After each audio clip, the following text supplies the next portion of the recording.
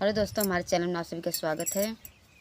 मैं सुमन निषाद, आप सबके बीच बहुत ही प्यारा गीत। तो आज हम सब लाए हैं कलसा गुठाई गीत।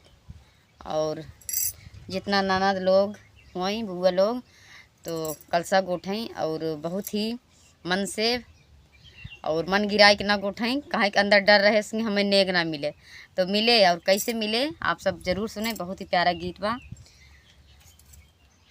और दूल्हा दुल्हन के आशीर्वाद दें।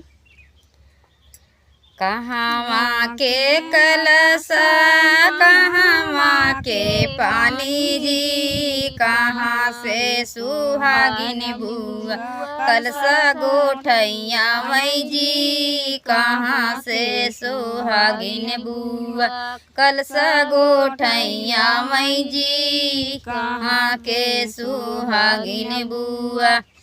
बाजारे के कलसा हो घरमा के पानी जी, ससुरे के सोहागिन बुआ कलसा गोठैया मई जी, ससुरे के सोहागिन बुआ कलसा गोठैया मई जी, ससुरे के सोहागिन बुआ।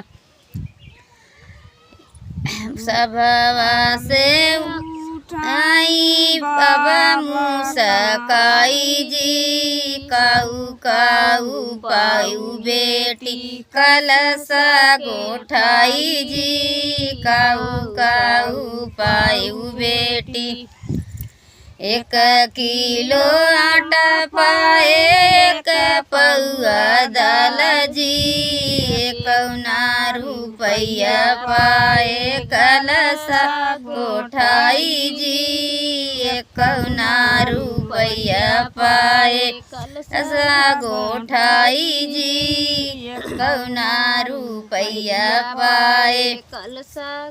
सभवा से उठनी भैया कवन अमा बोलै हसी मुसकाई जी, काऊ काऊ पायू बहिनी कलसा गोठाई जी, काऊ काऊ पायू बहिनी कलसा गोठाई जी, काऊ काऊ पायू बहिनी कलसा गोठाई जी, काऊ काऊ पायू बहिनी। 1 किलो आटा पाए 1 पौआ दाल जी, 51 रुपया पाए कलसा गोठाई जी, 51 रुपया पाए कलसा के गोठाई जी, 51 रुपया पाए। धीरे धीरे कलसा तू गोठा हम बाहिनी सोने के चाहे न देबई कलसा गोठाई जी, सोने के चाहे न देबई करबई विदाई जी, सोने के चाहे न देबई। तो बहुत ही प्यारा गीत। देखिए भाई कलसा गोठाई एनहू मारपीट ले गई सोने के चैन। तो जिक्र जौन रहा भगवान ने और सबके शुभ शुभ काम बीते। बहुत ही प्यारा गीत, आप लोग ज़रूर सुने और कमेंट में ज़रूर बताएं कैसा लगा गीत।